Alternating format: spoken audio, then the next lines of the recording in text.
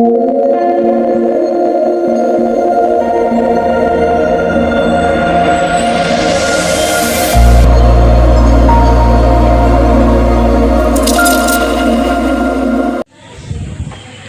teman-teman semua, pada video kali ini kita akan belajar tentang pengertian resesi, faktor penyebab resesi, dampaknya, serta cara untuk mengatasinya, serta apakah Indonesia pernah mengalami resesi. Untuk itu, mari kita simak videonya bersama. Saya Leputumer Tresnayani. Selamat menyaksikan. Pengertian resesi. Menurut teman-teman, apa sih itu resesi? Resesi adalah penurunan aktivitas ekonomi di suatu negara yang signifikan dalam waktu yang stagnan dan cukup lama.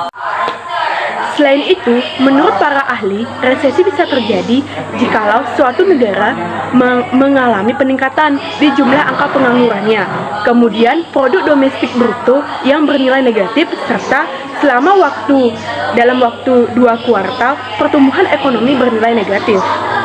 Untuk itu, mari kita pelajari apa saja sih faktor yang menyebabkan kenapa resesi itu bisa terjadi. Untuk itu, simak video selanjutnya.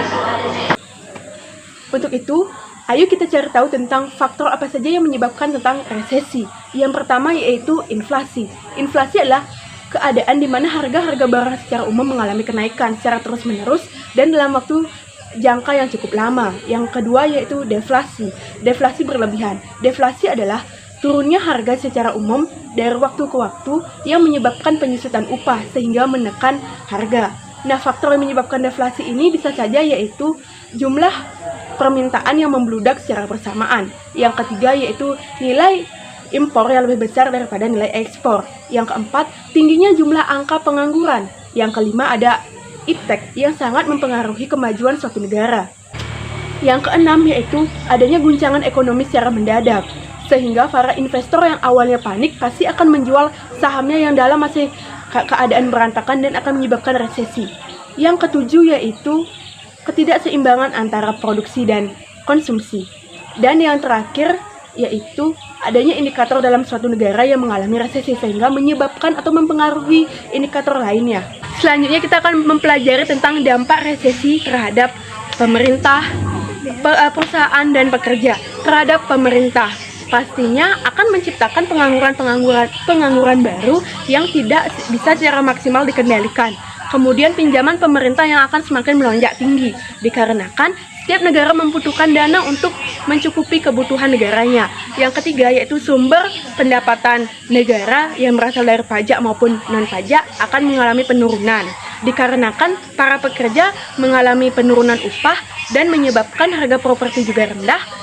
Dampak akhirnya yaitu PPN atau pajak penerimaan negara juga akan menjadi lebih rendah. Kemudian bagi perusahaan, yaitu orang-orang cenderung untuk lebih berhati-hati dalam menggunakan uangnya, sehingga permintaan akan barang dan jasa juga akan mengalami penurunan dan menyebabkan kerugian bagi perusahaan.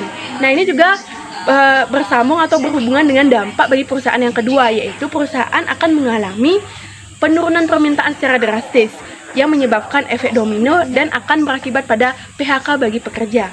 Nah, ini juga bersambungan untuk para pekerja di mana mereka akan terkena PHK dan akan menciptakan pengangguran baru lagi juga untuk pemerintah dan akan menyebabkan adanya ketidakseimbangan sosial maupun ekonomi di kalangan masyarakat. Yang ketiga atau materi selanjutnya yaitu langkah pencegahan atau mengatasi resesi ekonomi.